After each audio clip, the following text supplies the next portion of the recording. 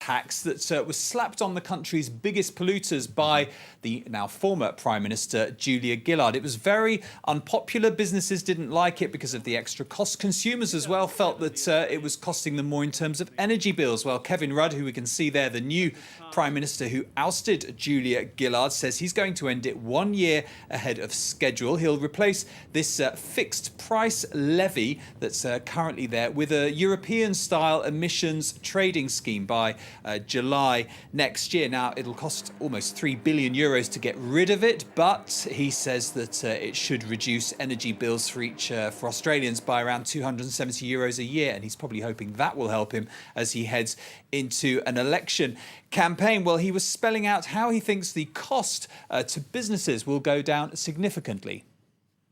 We expect the change that we are bringing in will see the price on carbon fall from an expected $25.40 a tonne by next July to around $6 a tonne. This is a big change. Kevin Rudd there. Well, what about markets in Asia? How have they been going? How they've been going, Australian style, going down a little bit, in fact, most of them falling. Just the Nikkei in Japan has been making some gains for the most part so far. OK, we're going to stay in Asia now. A brand that perhaps we thought had disappeared in the 1980s. It is back with a brand new look. Yes, remember the Datsun? How could we forget it? That was discontinued in 1981, so showing our age a little bit, probably, Stuart. But Nissan, which owns the brand, is bringing it back, and it's bringing it back to launch a new low-cost car in India. Well, Josh Vardy has been taking a look. A carefully chosen site on the outskirts of Delhi, a place where Bollywood dreams are made. It's here that Nissan CEO Carlos Ghosn revealed the new budget star of his fleet, the Go. By selling each vehicle at less than €5,000, he hopes the Go will go out and conquer on emerging markets. Today, the global auto market is in a period of significant transition. High-growth markets, including India, Brazil, China, Russia, Indonesia, accounted for 40% of all sales. But this ratio is shifting quickly. By 2016, we expect 60% of all auto sales to take place in the world's high-growth markets. With the launch of the Go, Nissan's also marked a return to low-cost vehicles under its economy Datsun brand. The company started looking into making low-cost cars back in the 1930s before abandoning the project in the 1980s. Nissan have now updated their old ideas to appeal to the emerging middle classes around the world.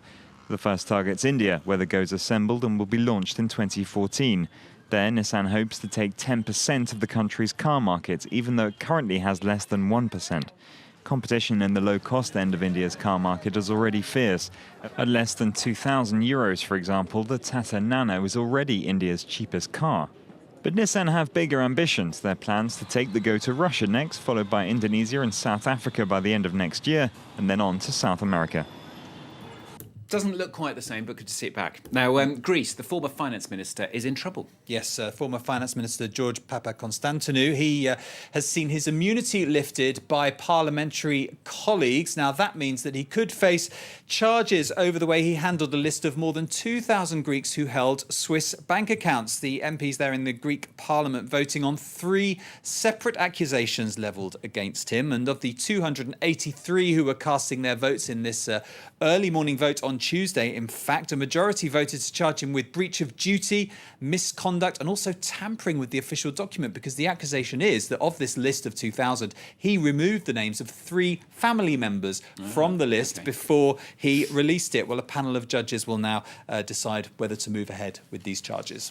And finally, in the business, it's 1 year in the job for the boss of Yahoo. How's she getting on? Well, she's actually getting on pretty well. If you remember that in the time before her, there were 6 CEOs in about as many years. So she's done well to make it this far. And in fact, the general view seems to be she's doing a pretty good job. She's brought a lot of energy back to the company, in particular by buying other companies. Now, she's made 17 acquisitions in total, and the biggest of those was Tumblr, which was for over $1 billion. She's also worked worked on the core business, redesigning the homepage. That's seen the amount of time people spend on it going up. And she also famously and controversially banned home working by people. She wanted to see people in the office chatting to each other. But investors seem to have liked what she's done. The share price has gone up by 75% over the course of the last year. A lot of that to do with this stake they have in Alibaba, the Chinese e-commerce site. So not all down to her decision. She didn't make that decision. But results will be out later this Tuesday for Yahoo. Okay, 17 acquisitions. No buses, though. As I said No at the top of the buses bulletin. No, as yet. She didn't buy any buses. No use for them at Yahoo. Matthew, thanks very much. Matthew with the business